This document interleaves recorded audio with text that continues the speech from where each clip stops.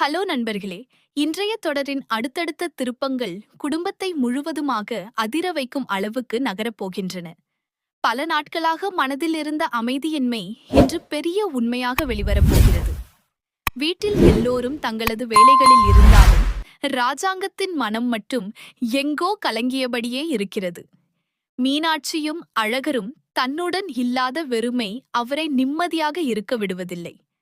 எவ்வளவு முயன்றாலும் அந்த கவலை மனதில் இருந்து அகலவில்லை. முக்கியமான கூட்டத்தில் கலந்து கொள்ள வேண்டியிருந்தாலும் மனசாட்சி அதற்கு சம்மதிக்கவில்லை. குடும்பத்தில் ஏதோ பெரிய தவறு நடந்திருக்கிறது என்ற எண்ணம் அவரை தொடர்ந்து துரத்திக் கொண்டே இருந்தது. வீட்டிற்கு திரும்பிய பிறகும் அந்த பதற்றம் குறையவில்லை. மோகனா அவருக்கு காஃபி கொண்டு வந்த போதும், எனக்கு இப்போது எதுவும் வேண்டாம், மனசு மிகவும் கனமாக இருக்கிறது என்று சொல்லிவிடுகிறார். அதற்கு மோகனாவும், நம் குடும்பத்தில் தொடர்ந்து பிரச்சனைகள் நடக்கிறது, நாம் முன்பு சென்ற அந்த சாமியாரை மீண்டும் பார்த்து வரலாமே, அவர் சொன்ன பரிகாரத்தை முழுமையாக செய்ய முடியாததால்தான் இந்த எல்லா துயரங்களும் வந்திருக்கலாம் என்று கூறுகிறாள். அந்த வார்த்தைகள் ராஜாங்கத்தின் மனதில் பதிந்து விடுகின்றன. உடனே குடும்பத்தினர் அனைவரையும் அழைத்து, நாளைக்கோ மறுநாளைக்கோ இல்லை, இப்போதே நாம் அந்த சாமியாரை சந்திக்க வேண்டும் என்று முடிவு செய்கிறார். ஆனால் அந்த முடிவு சிலருக்கு பயத்தை ஏற்படுத்துகிறது. குறிப்பாக ஈஸ்வரி மற்றும் சித்ரா இருவரின் முகத்தில் தெரியாத பதட்டம் தெரிகிறது. வெளியே அவர்கள் அமைதியாக நடிக்க முயன்றாலும் உள்ளுக்குள் அவர்களின் மனம் வேகமாக துடிக்க ஆரம்பித்து விடுகிறது. அனைவரும் கோவிலுக்கு புறப்பட்டு செல்லும் முன் சித்ரா தனியாக ஈஸ்வரியிடம் பேசுகிறாள். நாம் ஏன் இப்படி அவசரமாக சாமியாரை பார்க்கப் போகிறோம் என்று யாராவது கேட்டால் என்ன சொல்லப் போகிறோம் என்று கேட்க ஈஸ்வரி சிரித்தபடி, நமக்கு சாதகமாக ஏதாவது நடக்கிறதா என்று பார்க்கத்தான் போகிறோம். அவர் ஏதாவது ஒரு புதிய பிரச்சனையை சொன்னால் அதையே காரணமாக வைத்து மீண்டும் வீட்டில் குழப்பத்தை உருவாக்கலாம். இதுவரை நம்மால் நினைத்ததையெல்லாம் சாதிக்க முடிந்ததே, இனிமேலும் முடியும் என்று நம்பிக்கையுடன் பேசுகிறாள். ஆனால் அந்த நம்பிக்கையின் பின்னால் ஒரு பயமும் மறைந்திருந்தது. இதே நேரத்தில் ஐஸ்வர்யா வந்து, மீனாட்சியை ஏன் அவசரமாக அழைத்து வந்தீர்கள்? இன்னும் 2 நாட்கள் இருந்திருந்தால் சேதுவுடன் நான் நெருக்கமாக பழகியிருப்பேன் என்று வருத்தப்படுகிறாள்.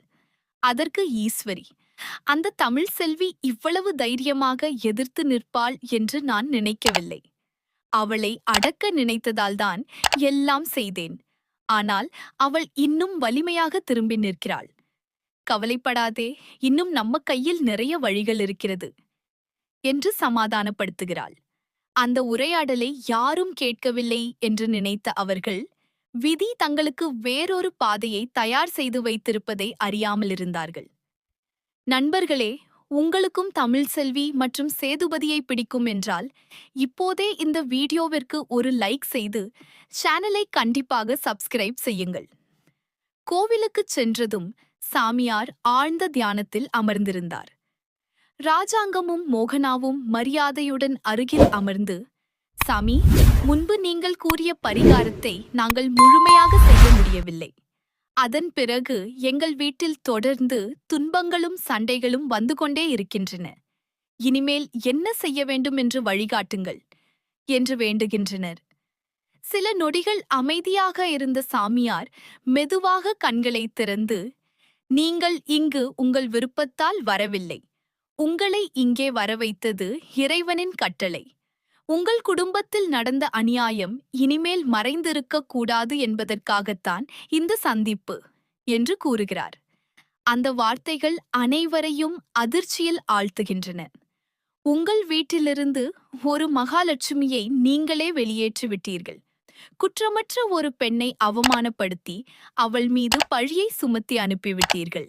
அந்த தவறின் விளைவாக உங்கள் குடும்பத்தின் அதிர்ஷ்டமே விலகிவிட்டது.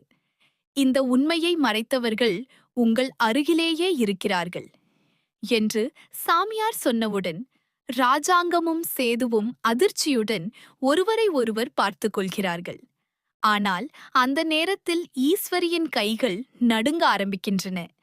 சித்ராவும் ஐஸ்வர்யாவும் ஒருவரின் முகத்தை ஒருவர் பார்க்க கூட தயங்குகிறார்கள்.